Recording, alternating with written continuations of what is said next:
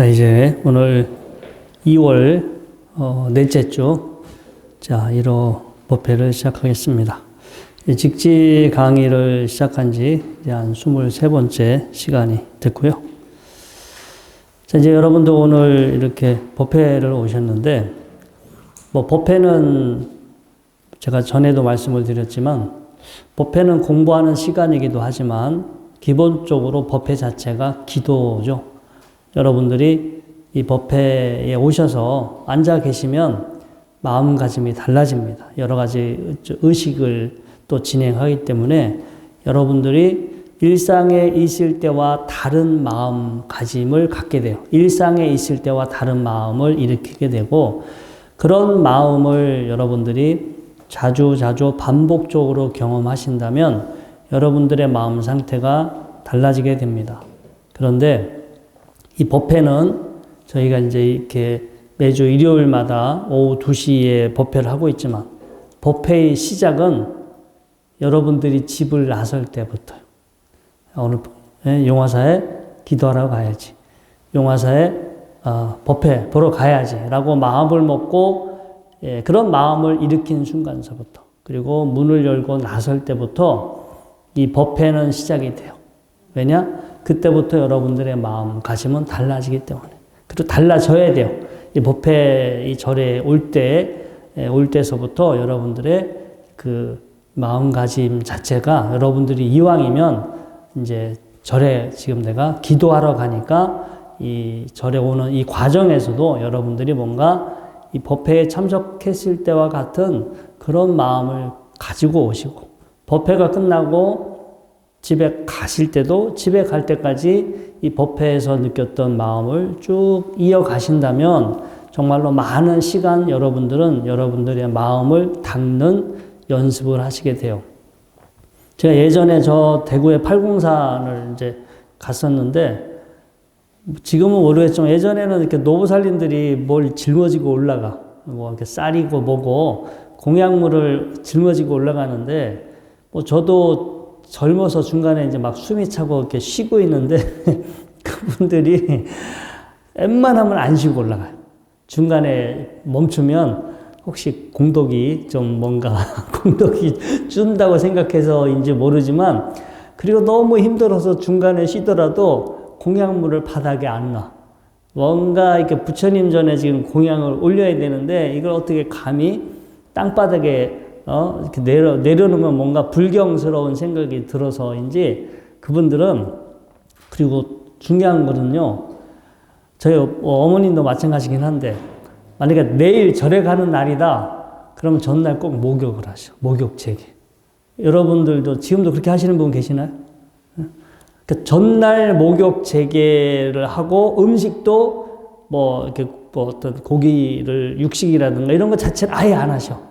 그러니까 그런 분들은 이 기도나 법회가 이미 하루 전서부터 시작되는 거예요. 그때부터 이제 마음을 정갈하게 먹고, 마음을 이렇게 좀 다른 마음을 먹잖아요. 우리가 기도나 수행을 하는 것은 우리의 마음을 닦기 위해서, 마음을 좀 바꿔보기 위해서, 지금보다 더 좋은 상태, 나를 덜 괴롭지 않게, 괴롭지 않게 그런 마음을 만들어가는 연습인데, 아무튼 이 실제 우리가 기도나 법회를 하는 시간은 1시간도 안 되겠지만, 이 앞뒤 전후 이 시간을 생각하고, 이 시간을 준비하고, 이 시간을 오는 모든 이어진 시간들이 사실은 다 기도와 수행이 되겠죠. 매일 오시는 분들은 정말 집에서 와서 절에 머물고 집에 가는 시간이 사실은 다 마음을 닦는 시간이 되니까 사실 하루 중에 엄청난 많은 시간을 공부하시는 것과 같아요. 그리고 그냥 늘 이렇게 기도하는 마음, 절에 와서 좀 마음이 경건하고 좀 그나마 좀 나쁜 생각 덜하고 평화로운 마음으로 지내고, 이런 시간이 많아지다 보면 전반적으로 이런 게 본인의 어떤 기본적인 태도와 자세와 습관화돼요. 그분을 뵀을 때 좀 뭔가 좀 안정스럽다, 좀 평온하다, 차분하다, 평화스럽다, 이제 이런 그 느낌들이 들죠. 이런 분들은 주변에 골치 아픈 일이 덜 생겨요.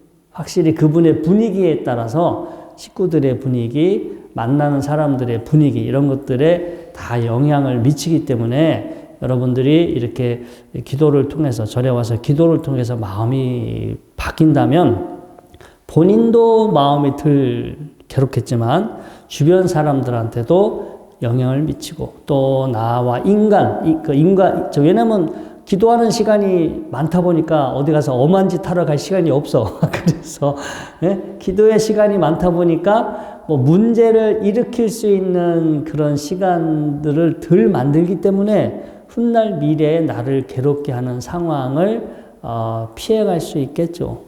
그리고 이런 것들이 이제 어느 정도 레벨이 넘어가면 힘이 생기잖아요. 재밌어져. 기도하고 수행하고 공부하는 거가 재밌어지면 제가 그때부터 불태전이라 했어.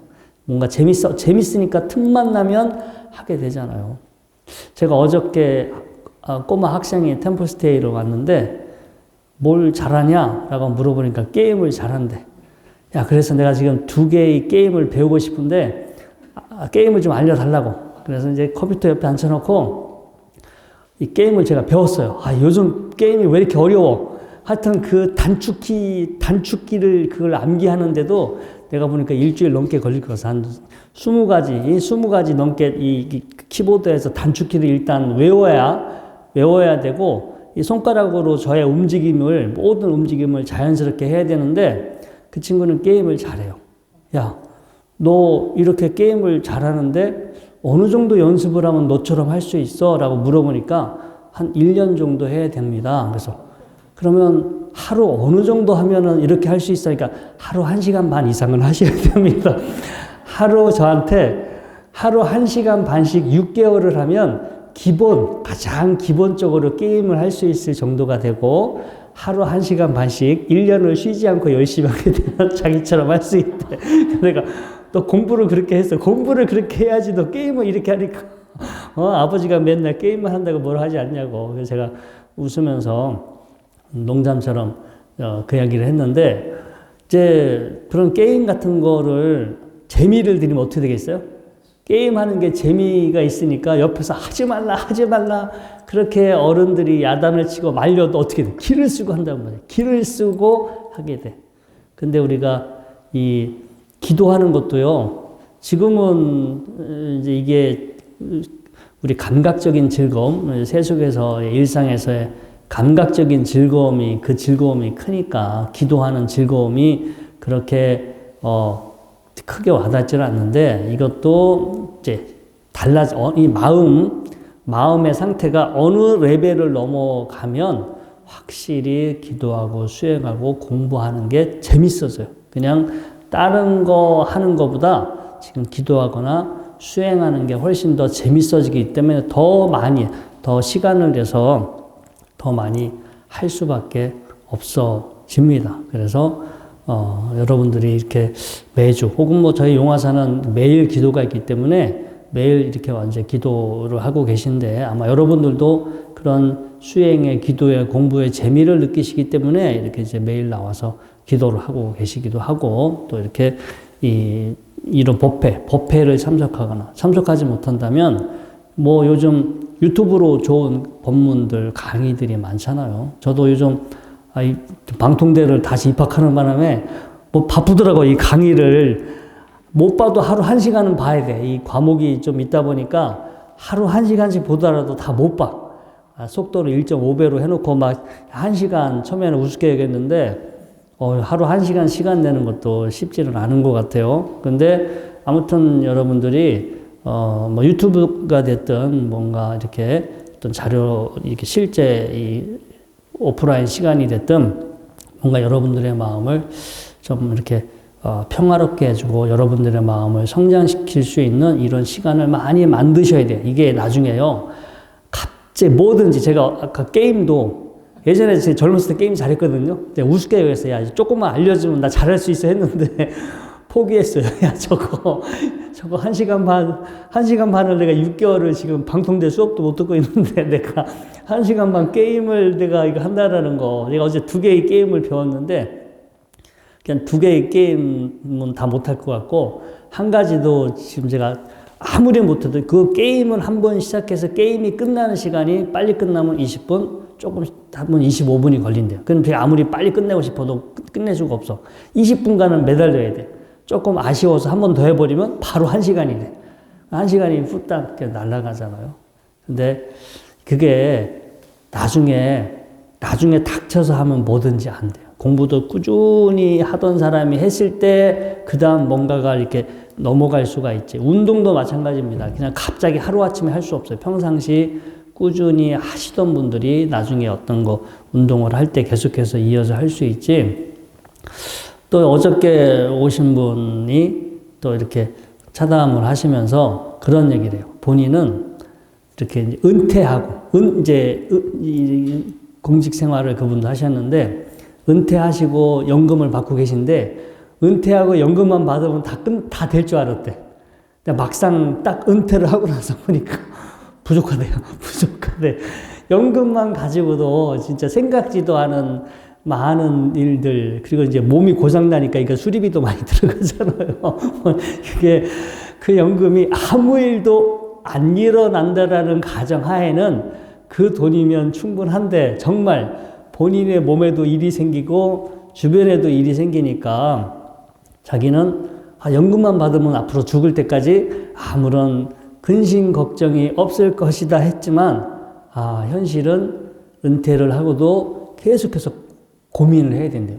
어떻게 이런 문제, 생계 문제. 그러니까 연금을 받으면 생계 문제를 고민하지 않아도 돼야 되잖아요. 근데 현실은 연금을 받음에도 불구하고, 이게 계속 불안한 거예요. 이게 경제적으로 불안해서 그 문제가 쉽게 끝나지는 않는다는 거. 그래서, 아무튼 이제 그런 고민들. 근데 이제 제가 그분한테 이제 어떻게 잘 투자를 하셔서 미래 어떻게 수익을 거두는지 이런 얘기는 해줄 수 없잖아요. 그거는 전문적으로 하시는 분들이 있고, 당연히 그것도 미리미리 젊었을 때 이렇게 준비해 놓는 것도 중요한데, 이 경제적으로 우리가 물질적으로 일종의 연금이잖아요. 미래를 위해서 경제적인 물질적인 어떤 그러한 그 연금 같은 것을 조치해 두는 것도 반드시 필요한 문제인데, 정신적인 연금도 들어놔야 돼. 예? 아니, 물질적으로는 제가 예전에 어떤 취미 활동을 가셨는데, 이제 은퇴하신 어르신 분들이 오셔. 이분들은 경제적으로는 다 해결돼. 경제적으로는 죽을 때까지 모든 이제 전혀 그 문제가 해결이 됐는데, 정신적으로 허전해. 그렇잖아요. 본인들이 다른 이 어르신 분들하고 어울리자니 뭐가 또 안 맞아. 이게 좀 생생한 젊은이들하고 좀 어울리고 싶은데 젊은 사람들은 이렇게 저분이 좀 안 왔으면 좋겠어. 왜냐면 또 안 맞아. 이게 그러니까 애매하신 것 같아요. 그분도 어디 공원에 가서 경로당 가서 있거나 공원에 앉아 있고 싶지는 않고, 배우면서 젊은 사람들하고 보내고 싶은데 젊은 사람들은 재미가, 그분들이 끼면 또 재미가 없어진다고, 뭔가가 이렇게 또 옛날 얘기 자꾸 옛날 얘기 하니까 젊은 친구들도, 저는 이제 중간 세대니까 양쪽의 그런 입장을 잘 옆에서 이렇게 보게 됐는데, 아무튼 그런 걸 보면서 이게 물질적인 것만 또 다 갖추어졌다고 그래서 이게 모든 문제가 해결되는 것은 아니구나. 정신적으로 무너지지 않고 정신적으로도 계속해서 성장할 수 있는, 우리가 이제 무언가를 아까 제가 공부나 이것도 하루아침에 되는 게 아니라 계속 하던 사람들은 쉬워요. 어떤 것을 계속 해왔던 사람들은 공부를 하든 뭘 하든 쉬운데, 우리가 마음 공부도요, 마음을 닦는 것도 그동안 해왔던 분들은 연세를 드시고 하셔도 어렵지가 않아요. 자주 절에 나와서 기도하고, 이렇게 법문을 듣고 이렇게 하셨던 분들은 연세를 드셔도 쭉 해왔던 거기 때문에 그런 일이 이렇게 크게 부담스럽지가 않은데, 그런 준비를 해오지 않았던 분들은 이게 젊어서 놀다가 나중에 시간 되면 나중에 필요하면 하지라고 하는데, 막상 그런 것들이 닥치면 그거를 또 쉽게 할 수도 없고요. 그리고 또 연세 드시면 그동안 못 해봤던 거 해야 되잖아요. 못 해봤던 거. 어제 그분도 다시 저희가 좀 경제적으로 사정이 좋아지면 시골에 좀 텃밭 있는 집을 사서 좀 시골에서 이렇게 좀 조용하게 살고 싶다고. 그래서 내가 아름다운 감옥에 갇히고 싶으신 거군요. 왜냐하면 우리가 은퇴해서 커피숍 차리면 우아한 감옥에 갇혔다고 표현을 하고요. 귀농 귀촌하신 분들한테는 아름다운 감옥에 갇혔다고 표현을 해요. 그게 안 살아보신 분들은 모르는데 막상 살아보면 분명히 담장은 없어. 담장은 없는데 왠지 거기를 못 떠나. 어디가 쉽게 거기 이렇게 벗어나질 못하기 때문에 우리가 흔히 커피숍 차리시는 분들한테는 우아한 감옥. 그 다음에 이제 어디 시골에 펜션, 뭐 이런 거, 뭐 펜션 짓고 뭐 그거 하시는 분들은 우리가 이제 아름다운 감옥에 자발적으로 갇혔다라고 해요. 그냥 거기 묶여서. 스님들도 마찬가지예요. 스님들도 로망이 다 그거야. 어디 시골에 경치 좋은 곳에 이렇게 좀 아담하게 토굴이나 앉아 하나 짓고 거기서 편안하게 이제 여생을 보내고 싶어 하시는 분들이 많고 실제 그렇게 보내시는 분들이 많은데 제가 보기에는 다 아름다운 감옥이에요. 아름다운 감옥. 그냥 그거 유지하기 힘들어. 그게 거저 유지되는 게 아니에요. 그게 경비나 생각 외로 경비도 많이 이제 들어가고 세상에 이렇게 또 단절되면 안 되기 때문에 제가 보기에는 분명히 감옥인데 본인들 눈에는 그게 다 아름다운 것만 보이기 때문에 아름다운 그것만 보이지 뒤에 감옥은 안 보여서 거기에 갇혀서 살아. 그래서 뭐 물질적으로 그런 부분이 뭐 안 필요한 건 아니고요. 어느 정도는 필요하긴 하나 그때 그래 비록 아름다운 감옥에 본인이 자발적으로 갇혔다 하더라도 스스로 마음 공부, 마음을 공부할 수 있는 그런 테크닉을 알고 그런 것이 습관화 되신 분들은 정말 좋죠. 거기서 한가하게 어디 뭐 돈 벌러 다닐 필요 없으니까 하루 종일 앉아서 마음 공부하고 유튜브로 좋은 강의 듣고 또 바깥 텃밭에 가서 일하면서 자기 이제 건강 관리도 하고 산책도 하고 좋은 도반들 손님들 찾아오면 차 마시면서 즐겁게 이야기도 하고 그러면 좋죠. 그래서 그게 그런 생활이 만약에 여러분들도 하신다면 마음 공부 이거를 다 어느 정도는 다 공부하시고 이제 그걸 스스로 하실 정도가 된다면은 가서 사시는 것들이 정말로 이제 수행처가 될 수 있고 똑같은 거예요. 수행처가 될 수도 있고 감옥이 될 수도 있고 아니면 제가 다음 주도 우리 교도소의 법회 이제 그 봉사로 나가는데 현실적으로 감옥이 누구한테는 감옥이 될 수도 있지만 내가 참회를 하고 반성을 하고 뭔가 이 안에서 내 마음을 바꿀 수 있는 하나의 기회다 이렇게 그렇게 받아들이시는 분들한테는 그런 것이 또 수행처가 될 수도 있어요. 제가 선방에서 지내보니까 별반 감옥과 다르지 않았어요. 그러니까 새벽부터 밤 늦게까지 하루 종일 그 안에서 이렇게 타이트하게 스케줄을 맞춰서 돌아가잖아요. 다 같이 일어나고, 다 같이 밥 먹고, 다 같이 앉아있고, 다 같이 울력하고, 뭐 이런 것들이 제가 보기에는 좀 평수가 넓었다 뿐이지, 교도소랑 크게 다를 바는 없어. 그래서 누구는 그런 곳에 똑같은 환경이지만, 누구는 내가 공부하고 있다, 이렇게 생각을 하고, 누구는 내가 여기 갇혀 있다, 죗값을 받고 있다, 이렇게 생각을 하잖아요. 근데 그거는 생각의 차이인 것 같고요. 근데 우리가 이렇게 기도하고 마음을 닦는 이런 연습을 하신다면 어떤 상황이 됐든 그것을 나를 성장시킬 수 있는 시간으로 얼마든지 바꿀 수 있어요. 이게 내가 어디에 있든 도시에 살고 있든 혹은 내가 산속에 들어가 살고 있든 어디 가서 또다시 어디 가서 직장 생활을 하고 있든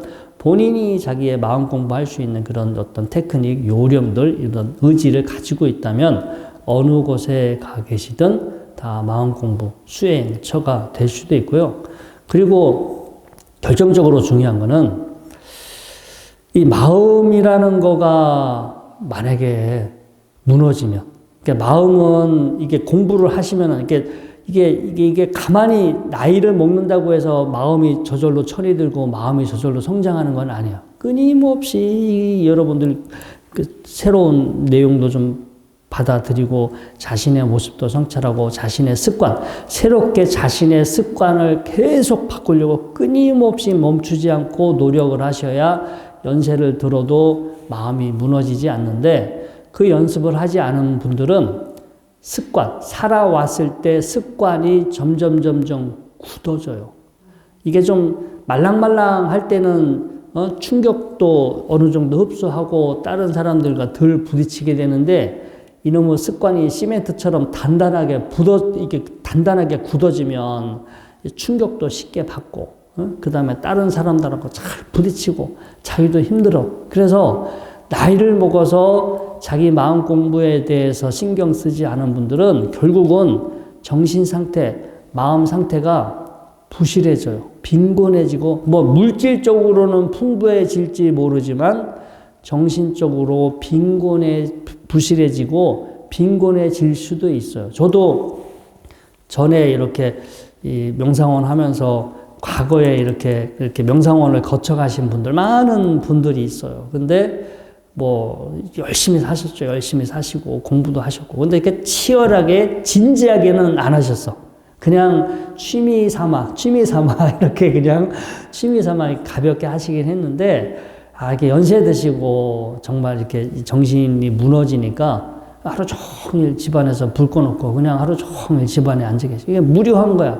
하고 싶은 것도 없고 재미난 것도 없고, 이 마음이 이렇게 부실해지니까 나머지 모든 활동도 다 아무 의미가 없어지고, 그러니까 돈이 있고 자식들이 잘 나간다 하더라도 본인의 마음이 무너져 내리니까 나머지가 행복하다, 즐겁다, 기쁘다 이런 게 생기지 않는 것 같아요. 현실적으로 또 물질적으로 경제적으로 노년에 어려워지는 그것도 괴로움인데, 아무튼 우리가 이 정신적인 것이 무너져 내리지 않게 우리가 똑같이 미래를 위해서 준비를 하셔야 되고, 그래서 여러분들이 이렇게 일요일마다 오셔서 이렇게 공부하고 또 자신의 현재 상태도 한번 자각해보고, 또 시간이 되면은 내가 어떤 마음을 가져야 하는지 잠깐, 제가 저희 템포스테이에 오시는 분들은 둘째 날 아침에 108배를 하고 108염주를 만들어요. 그럼 이제 그 친구들한테 108염주 사용법을 알려줘.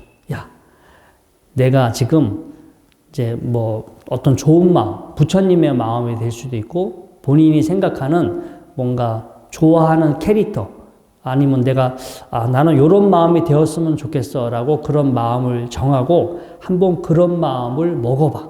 그러면 과연 얼마 동안 그런 마음이 유지가 될까? 여러분들 한 3초에서 5초밖에 안 돼요. 길어야 5초야. 그런 마음을 딱 먹잖아요. 한 1, 2초 후에 사라져. 이거 오래 안 가. 그래서 염주를 한 번 돌릴 때마다 한 번 마음을 일으키고, 또다시 염주를 돌리면서 또다시 그 한 번 마음을 일으키고, 이거 108번 돌리면은 한 3, 4분 걸리나? 시간이 많이 안 걸려요. 108번 이렇게 염주 한 번 돌릴 때마다 어떤 마음 한 번 일으키고, 그러면 금세 또 사라지니까 또 염주 한 번 돌리면서 또 그 마음 한 번 일으키고. 그래서 처음에는 108번이 목표야. 108번 돌리면서 108번에 여러분들이 일으켜야 할 어떤 부처님의 마음이 될 수도 있고, 뭔가 여러분들이 나는 이런 마음이 되었으면 좋겠다, 그런 마음을 108번을 하세요. 108번이 되면 그 다음 1000번을 도전하셔야겠죠. 왜냐면 108번 돌리는 거 5분도 안 걸려. 5분. 그러니까 이제 1000번을 도전을 하게 되면 1시간이 되겠지. 1000번 동안 어떤 마음을 일으키고, 1000번을 도전하셨다면 당연히 그 다음 3000번을 도전하셔야 되고, 3000번을 도전하셨다 그러면 이제 10,000번을 도전하셔야 돼요. 10,000번, 그거 제가 아직 10,000번까지는 안 해봤는데, 저는 염주 돌리는 거가 어느 순간서부터 귀찮아서 그냥 해요.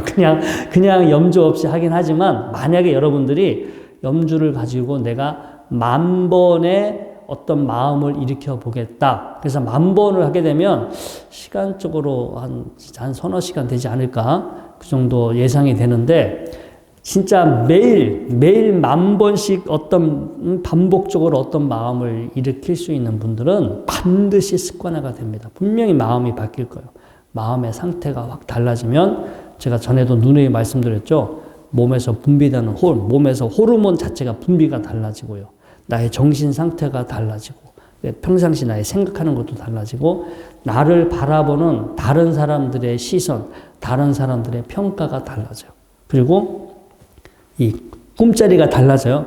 제가 이게 변화가 됐는가 안 됐는가는 꿈자리가 달라진다. 그리고 두 번째, 나하고 만나는 사람이 달라진답니다. 나를 이렇게 좋은 도반 있잖아. 우리 경전에 보면은 부처님께서 수행할 때 좋은 도반이 그 안한존자께서 진짜 왜냐면 주변에 좋은 사람들이 너무 많으니까, 이렇게 주변에 좋은 사람들이 있어서 저는 너무 좋습니다. 그래서 이렇게 좋은 사람들이 있는 것 자체가 제가 보기에는 수행의 절반인 것 같습니다. 이렇게 얘기를 해. 그러니까 부처님이 아니다. 전부다. 주변에 좋은 사람이 있다라는 것 자체는 수행의 전부다다. 옆에 사리보이 존자도 맞습니다. 주변에 좋은 도반, 좋은 사람들이 있다라는 것은 수행의 전부답니다라고 그 경전에 그 대목이 나오게 되거든요. 마찬가지로 여러분들의 마음 상태가 이렇게 달라지잖아요. 그러니까 내가 만나는 사람이 반드시 달라져. 내가 만나는 사람들이 과거에 비해서 달라졌다. 무언가 전에보다 더 좋은 사람들이 내 주변에 있고 내가 이런 사람들과 만나고 있다라고 여러분들이 생각이 드신다면 팔자가 바뀌고 있구나 이렇게 생각하시면 돼요. 이게 분명히 변합니다. 꿈자리가 바뀌고 일단 내 마음이 바뀌고 내 몸 신체적으로도 변화가 생기고 나를 바라보는 어떤 타인의 시선 평가가 달라지고 그리고 꿈자리와 만나는 사람이 달라진다. 근데 이것들은 아무튼 제가 이렇게 쭉 보면서 수행을 했을 때 뭐가 달라지는가를 쭉 이제 관찰을 해보니까 이런 변화들이 분명히 일어나는 것 같고요. 그리고 이제 우리가 이제 공부를 해야 되는데, 자, 이제 너무 여기 집에서 살면서 이 도시 속에 살면서 공부해야 하니까 너무 장애들이 많아. 나는 장애가 없는 저 산속으로 들어갈 거야. 그래서 아무도 없는 저 시골에 가서 자연인처럼 살아. 그럼 여러분들 공부가 돼요? 안 돼요? 어떨 것 같아요? 다 정리하고 어디 시골에 가서 텐트 치고 진짜 어디 움막 하나 해놓고 자연인처럼 살면 공부가 될 것 같아요? 안 될 것 같아요? 어떨 것 같아요? 살아보셨죠? 살아보신 분의 말씀. 저도 지리산에서 1년 반을 살아봤어요. 1년 반을. 혼자도 살다가 같이도 살다가. 근데 처음에는 그냥 산속에서 자연에서 이렇게 자연과 함께 살면 자연스럽게 공부가 될 거다 했는데 안 그래요. 정말 쓸쓸하고 외롭고 뭐 불편하고 쓸쓸하고 외롭고 적막하고 막 밤이 되면 무섭고 하여튼 그런 것들 때문에 이 현실을 벗어나서 무조건 외딴 곳에 간다고 공부가 되는 건 아니에요. 자, 이게 또 하나 이제 이게 수행할 때 여러분들 마음이 생각이 차분하게 가라앉아서 여러분들의 마음이 생각이 일어나지 않는 고요하고 평온한 상태가 되면 좋겠죠? 좋을 것 같아요? 안 좋을 것 같아요? 생각이 일어나지 않고 마음이 고요하고 평온해. 자, 지금 기준으로 여러분들이 만약에 지금 그 상태가 되면 여러분들은 엄청 좋아하실 거예요. 왜냐? 지금 평상시 정신이 없어. 바쁘고 정신이 없는데 바쁘고 정신이 없다가 고요하고 평온한 상태가 됐으니까 상대적으로 참 너무 좋다. 조용하다. 너무 참 쉬는 것 같다. 평화롭다라는 생각이 들을 거예요. 근데 제가 예전에 그 고창에서 한 2년 강의를 한 적이 있었는데 그 펜션 하시는 분이 그 강의 듣는 분 중에 펜션 하시는 분이 있어서 저를 이제 무료 숙박 항상 저만 오면 무료로 방을 쓰게 해서 제게 강의 전날 가서 그 펜션에서 자고 아침에 이제 강의하러 갔는데 이 산속에 있으니까 펜션에 탁 나오면 좋다. 이렇게 깨끗하다. 참 좋다 이런 생각을 했어요. 그래서 내가 그분한테 보살님 얼마나 좋아요. 맨날 이런 깨끗하고 신선한 이 공간에서 사니까 얼마나 좋아요. 라고 물어보니까 보살님이 처음에 일주일만 좋아요. 나중에 일주일이 지나면 그냥 무감각해집니다. 근데 수행도 마찬가지인 것 같아요. 제가 이렇게 뭐 정말 어느 정도 그 하루 시간을 내서 이렇게 수행할 때는 정말 이렇게 한 반나절 동안 아무 생각 없이 그냥 현재 순간만 가만히 이렇게 바라보면서 아무 생각 없이 있는데 전에는 그거를 잠깐 일시적으로 체험할 때는 되게 그런 상태가 좋았어. 야, 내가 이 상태로 계속 있었으면 좋겠다라고 그렇게 생각이 들었는데 그 상태로 계속 시간을 보내버리니까 똑같아. 제가 전에도 말씀드렸어요. 세상에 다 부자만 있으면 다 부자인가요? 아니, 부자만 살면 부자의 의미가 사라져. 이게 상대적이야. 이게 자기보다 덜 가진 사람이 있어야만 부자가 되는 거지. 전부 다 부자만 산다면 부자라는 말이 의미가 없어져. 이제 마찬가지로요. 마음이 이렇게 막 어느 정도 이렇게 들떠 있다가 조금이라도 차분하게 가라앉으면 그때는 차분해졌다. 평화로워졌다. 조용해졌다라는 생각을 가져. 근데 그 상태가 지속되잖아요. 무감각해져. 아무런 그 비교 대상이 없기 때문에 다시 그 상태가 또다시 무언가 이렇게 불만족스러운 상태로 바뀌어요. 그럼 다시 그 상태에서 더 밑으로 가겠죠. 더 지금보다 더 고요하고 더 미세하고 차분한 상태로 가고. 그러면 그 상태로 또다시 가서 그 상태로 머물러도 처음에 그 상태로 들어갔을 때는 뭔가 참 조용하다. 평화롭다. 고요하다. 진정으로 내가 쉬는 것 같다라는 생각이 들지만 그 상태가 오래 가잖아요. 그 상태만 계속 지속이 되면 이거 내가 이러려고 수행을 했나? 과연 이 상태가 끝인가라는 생각이 들 정도로 그게 답은 아니다라는 생각을 하게 돼요. 그래서 잘 봐요, 여러분들. 그러면 복잡하고 시끄러운 이 현실이 답일까요? 그러면 생각이 일어나지 않은 고요하고 평온한 상태가 답일까요? 답이 여기도 없고 저기도 없어. 여기도 없고 저기도 없는데 답은 그 어디든 머물지 않으면 돼. 여기가 됐든 생각이 고요하고 멈춘 상태가 됐든 머무르지 않으면 돼. 그래서 우리 상유타 니까야의 폭류경에 보면 그 거센 흐름을 어떻게 건너셨습니까? 라고 천신이 물어보니까 부처님이 유명한 대답을 하시죠. 나 딴 데로 가려고 발버둥 치지도 않았고 그렇다고 여기 멈추지도 않았다. 내가 딴 데로 가려고 발버둥 치다 보니까 급류에 휩쓸려져 갔고 거센 흐름, 이 존재의 흐름이라는 게 있어. 그 다음에 여기 가만히 있으니까 가라앉았다. 이 폭류경, 상유타 니까야의 폭류경 엄청나게 유명한 경전이에요. 딴 데로 가려고 발버둥 치지도 않았고 그렇다고 여기서 가만히 멈추지도 않았다. 되게 모순해요. 어떤 분들은 그걸 수영장에서 수영하는 거에 비유를 해서 야 가만히 있으면 물에 떠. 살려고 발버둥 치면 저기 한데 가만히 있으면 물에 뜨니까 사는 거와 마찬가지야. 대부분 그렇게 설명을 해요. 그런데 딴 데 답이 없어요. 사후에 죽어서 아니면 다른 차원의 답이 있는 것도 아니고 그렇다고 이 현실이 답도 아니야. 가는 것도 아니고 여기 멈추는 것도 아니고 답은 벗어나야 돼. 지금 현실에 분명하게 현실을 자각해. 보고 듣고 느끼고 지금 분명히 현실을 알고 있지만 마음이 여기 머물지가 않아.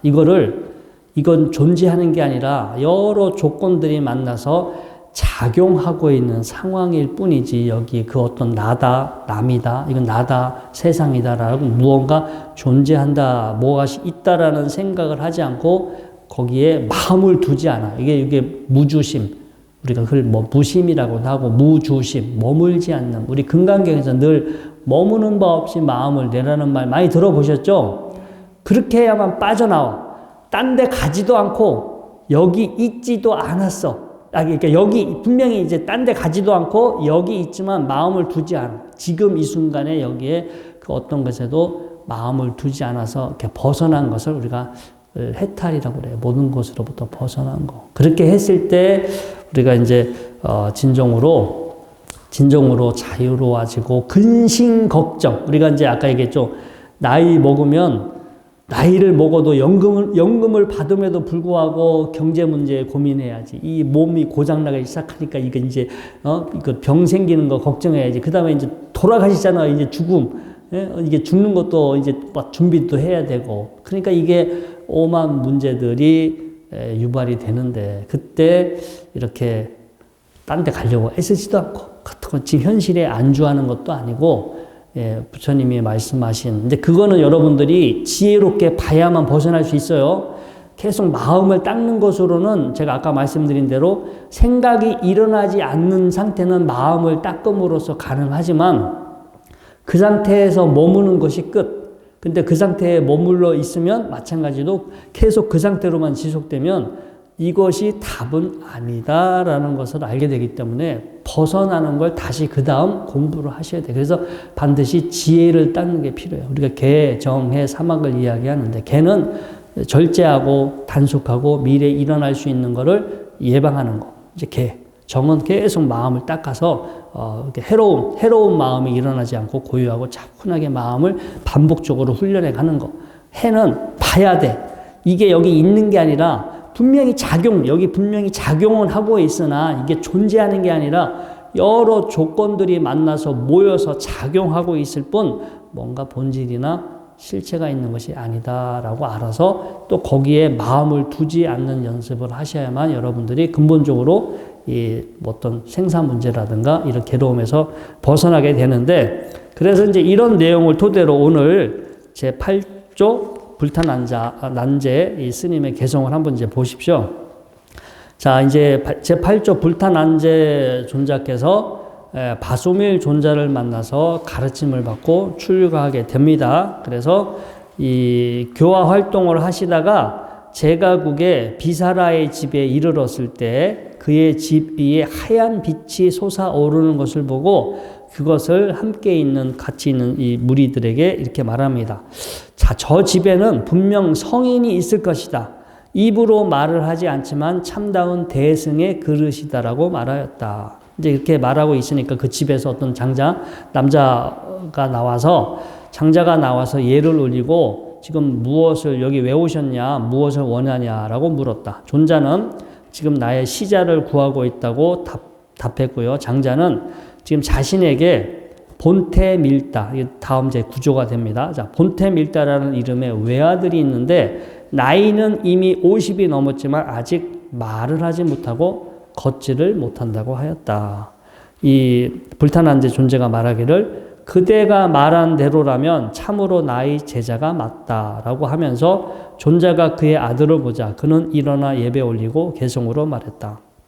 자, 이제 그 복태밀다라고 하는 50년 동안 말을 안 했던 그 아들이 이제 말문이 튀어서 이 불탄난제 스님에게 말하죠. 부모는 나와 친한 사람이 아니니 누가 나와 친한 사람이겠습니까? 모든 부처가 나의 도가 아니니 무엇이 최고의 도를 가진 자이겠습니까? 불탄난제 스님께서 존자께서 이에 개송으로 답하였다. 자, 그대의 말은 마음과 더불어 친하니 부모와는 가히 비할 수 없다. 그대의 행은 도와 부합되니 모든 부처님의 마음이 곧 이와 같다. 그러니까 사실은 그 아들로 태어나서 지금 부모와 가족이 있지만, 이 복태밀다 이 존재는 진짜 정말 이 부모가 나와 친하고 정말 이 가족, 우리는 부모와 가족이 가장 나와 친한 사이잖아요. 그런데, 이게 끝은 아니다. 이거보다 더 무언가 더 내가 의존할 만한 친한 사이가 있을 것이다. 이제 그런 뜻으로 말씀을 하셨던 것이고요. 그런데 이 불탄난제 스님께서 그대의 말은 마음과 더불어 친하니 부모와 비할 수 없고 행은 도와 부합되니 모든 부처님의 마음이 곧 이와 같다. 자, 바깥으로 형상이 있는 부처를 구한다면 그대는 그것과 함께하지 못한다. 그대의 본심을 알고자 한다면 합한 것도 아니고 떠난 것도 아니다. 이 구절이 이제 가장 핵심 중요한 저는 구절로 보고 있는데요. 바깥으로 무언가 형상이 있는 것을 구한다면 그대는 그것과 함께하지 못한다. 그대의 본심을 알고자 한다면 합한 것도 아니고 떠난 것도 아니야. 여기 있는 것도 아니고 딴 데로 간 것도 아니고. 그리고 자, 여러분들, 자, 이 모든 건 상대적으로 존재하는 거예요. 자, 마음이 고요하다.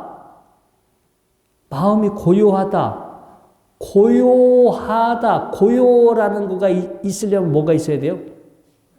시끄럽고 번잡함이 있어야지. 고요함만 있다면 고요한 걸까요? 의미가 상실돼요. 모든 우리가 쓰는 언어나 생각은 다 상대적인 거예요. 무엇이 우리가 행복하다라고 말하면 행복만 있으면 또 뭐 행복이 아니죠.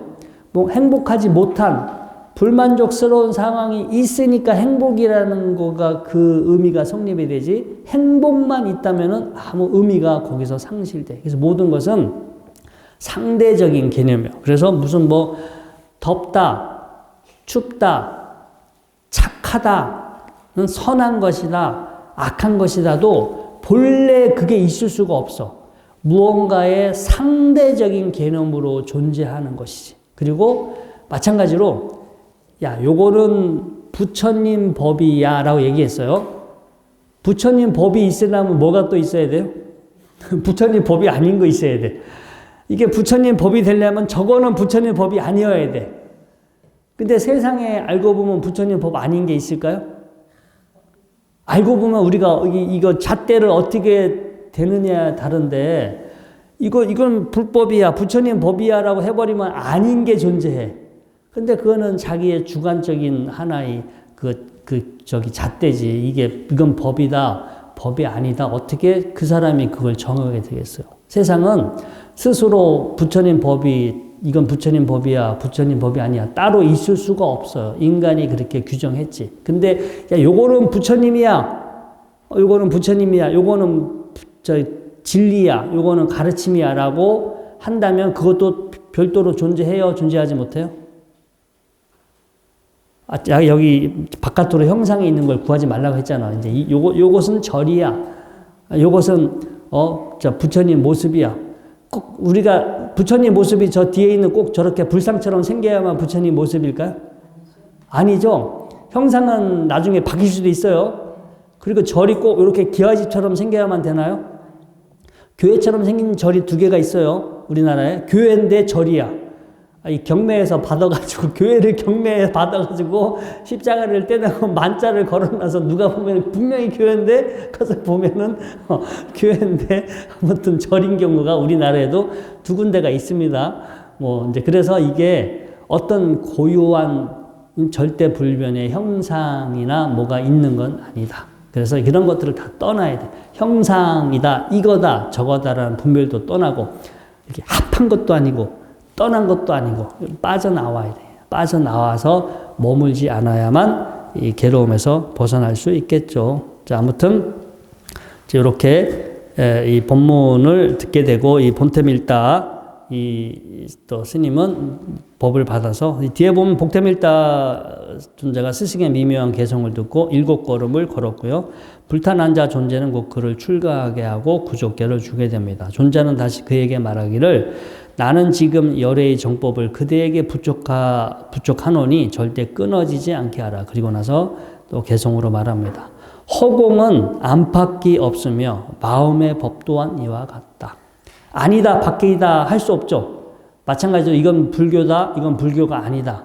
뭐 이런 것도 우리가 말할 수 없는 것도 같고, 이건 진리다, 진리가 아니다 또한 마찬가지로 우리의 마음도 본래 그렇다라는 뜻입니다. 만약 이러한 허공의 이치를 깨달았다면 이는 진여의 이치를 통달한 것이다. 개를 설하고 난 후 존재는 호련히 정멸에 들어가는 신통 변화를 보였다. 해서 이렇게 불탄한 자 존재의 이제 개송이 여기서 끝나게 됩니다. 시간이 오늘 좀 많이 흘렸고요. 오늘 법회는 여기까지 하도록 하겠습니다. 자, 고생 많이 하셨습니다.